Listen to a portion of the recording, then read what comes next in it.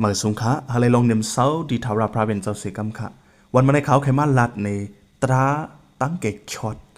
อันเปียกเปิงกันกันในเกียกลางพี่น้องพุทธภาษาและพี่น้องคริสเตียนอ๋อวันมาในเขาคาอยู่เสาอยู่กันในเมืองโฮมตุ่มเนี่ยกำปันนำในเป็นก้นอันเกยยำพี่น้องพุทธภาษาค่ะอ๋อมีอยู่วันหนึ่งค่ะเขาออกเข้าตั้งกว่าเขาคาเลยโฮบทบยาผู้ใหญ่ก้นลงก้นหนึ่งมีขอถามดีเขาว่าจึงหือเนี่ยก้นอันหับเจ้าเยซูเลยเป็นคริสเตียนนั่นเพราะตายกว่าเพอดีช็อตเขาในอ๋อก็สังในหมู่บ้านเขามีก้นใครหับเจ้าเยซูค่ะอ๋อก็การเขาลัดจึงหือไว้เนี่ยเพราะว่าหับเจ้าเยซูได้เพราะสู่ตายมีเพอได้มากช็อตสู่เนี่ยว่าไว้โคกามเจอไหนอ๋อก็นั้นมาถามที่เขาในเขาก็ขึ้นปันกว่าขอตอบจึงหือเนี่ยเนื้อพี่น้องเขาคาพี่น้องคริสเตียนหับไว้จมหนังสมัครย่ำลึกสั่งสอนได้อะกวนเขาในเพราะตายกว่าเอาได้มันมีอายุสั่งเอาค่ะมันมีอายุสั่งอันนั้นแค่ว่าตาดีช็อตเนี่ยมันมีฟอนลีอายุอีสั่งเอาสีก็กดเต้นต่างสีมากช็อตกลมไรค่ะเอา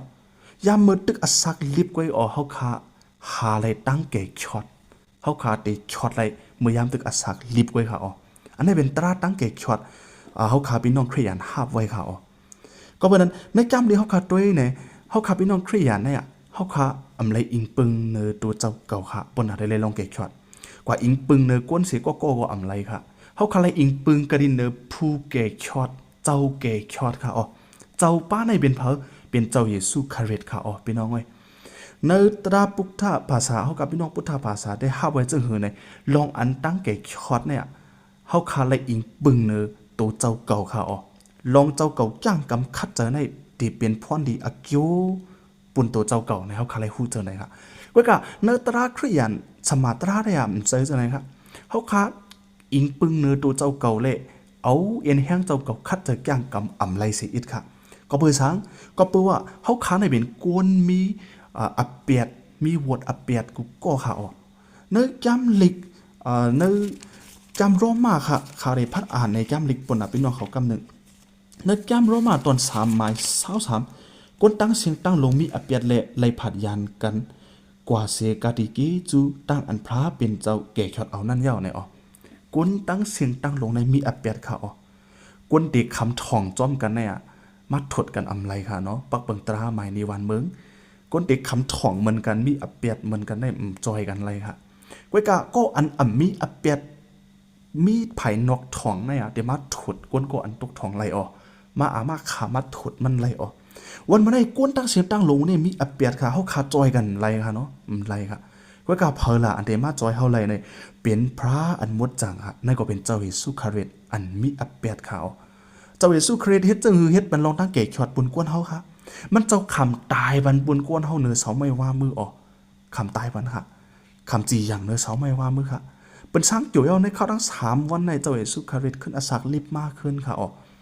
ผู้เลยหับอยู่มัดมันเจ้าวันนั้นกำเหลียวค่ะเปลี่ยนลูกล่างพระเปลี่ยนเจ้าเลยลองเกกช็อตกำเหลียวค่ะออก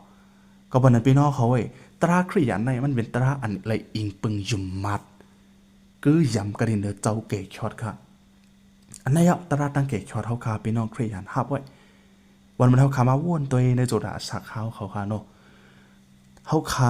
หับไว้จึงหือเขาคาเป็นก้นจ้างกำคัดเจอไรตีอยู่ฮะเพราะว่าเขาว่นว่าตัวเจ้าเก่าจ้างไรคัดเจอไรในก็เขาคาคัดเจอกว่าไรค่ะเจอว่าลองอะไรเตี้ยเตียงเสียเนกันค่ะเนาะเขาเด็กขาหยุ่มยำตัวเจ้าก็ว่าคำจ้างกำไรค่ะคำคัดเจอไร1ขาคัดเจอกะ1มันหนังใช้มาขึ้นเขาไว้ค่ะกบนั้นเลยเขากือยำเขาอิงปึงกระดิ่งเนื้อเจ้าเกยช็อตเขาอ๋อเลือนดีเซมปะในเลือนเข้ากัดในเจ้าเกยช็อตเจ้าเยซูคริสต์จ้ามาในโลกาในเสมาเกิดขามเอาจัดตีกวนค่ะอ๋อปุ่นดาเดมาขามตั้งจีอย่างตายบันตาก้นตั้งหลายเนื้อเสาไม่ว่ามือเจ้าเกิดมาในโลกาในค่ะอ๋อฮาเลยตั้งลิมังกละฮาเลยหู้ตั้งเกยช็อตฮาเลยหับเจ้าเกยช็อตกันกูก็เสียกำค่ะยันโจมตีพี่น้องเขากูก็ให้พระเป็นเจ้าปันตั้งหลีมังกลาเสียกำค่ะมาสงค่ะ